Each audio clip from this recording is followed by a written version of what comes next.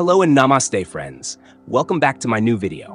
भारत में नकद कैश के उपयोग में हाल के वर्षों में लगातार कमी आई है और लोग तेजी से डिजिटल भुगतान की ओर बढ़ रहे हैं।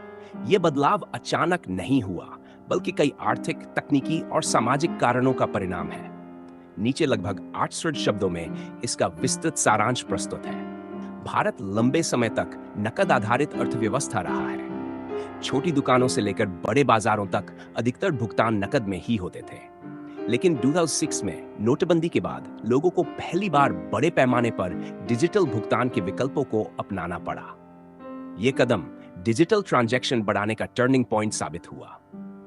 इसके बाद सरकार, बैंक और फिनटेक कंपनियों ने मिलकर डिजिटल पेमेंट इंफ्रास्ट्रक्चर को मजबूत किया, जिससे नकद पर निर्भरता धीरे धीरे कम होती चली गई। नकद के उपयोग में कमी का सबसे बड़ा कारण है डिजिटल पेमेंट सिस्टम का आसान, तेज और सुरक्षित होना। आज फोन के माध्यम से केवल कुछ सेकंड में यूपीआई, गूगल पे, फोन पे, पेटीएम जैसे प्लेटफॉर्म से भुगतान किया जा सकता है।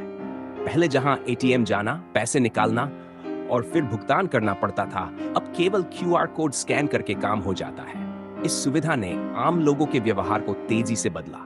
गांवों और छोटे कस्बों में भी मोबाइल इंटरनेट के बढ़ने से डिजिटल भुगतान सामान्य बात बन गया है। दूसरा महत्वपूर्ण कारण है सरकारी नीतियां और प्रोत्साहन। सरकार ने डिजिटल इंडिया अभियान, जन धन खाते, आधार और मोबाइल, इन तीनों के संयोजन जैम के माध्यम से करोड़ों लोगों को बैंकिंग सिस्टम से जोड़ा।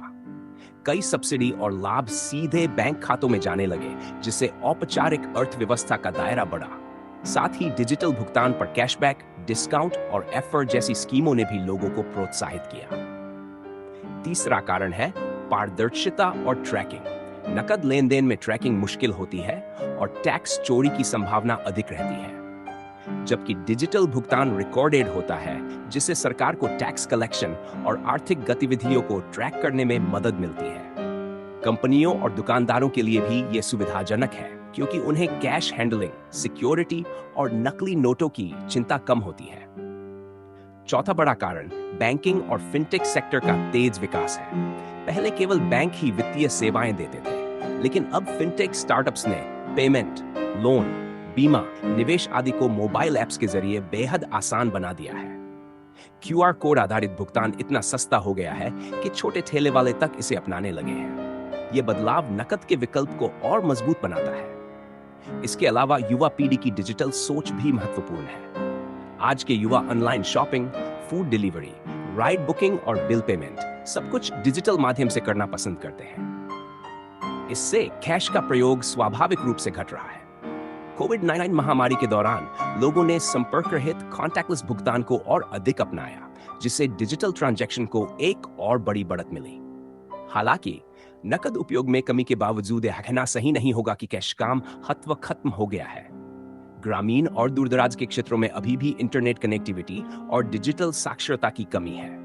बुजुर्ग और अशिक्षित लोग डिजिटल माध्यमों का उपयोग करने में झिझकते हैं। साथ ही बिजली और नेटवर्क की समस्याएं भी कई बार मुश्किल पैदा करती हैं। इसलिए भारत जैसी विविधता वाले देश में नकद कुछ समय तक महत्वपूर्ण भूमिका निभाता रहेगा। डिजिटल भुगतान के बढ़ते उपयोग ने अर्थव्यवस्था को औपचारिक और पारदर्शी बनाने में मदद की है। इससे देश की जीडीपी, टैक्स कलेक्शन, वित्तीय समावेशन और व्यावसायिक दक्षता में सुधार हुआ है।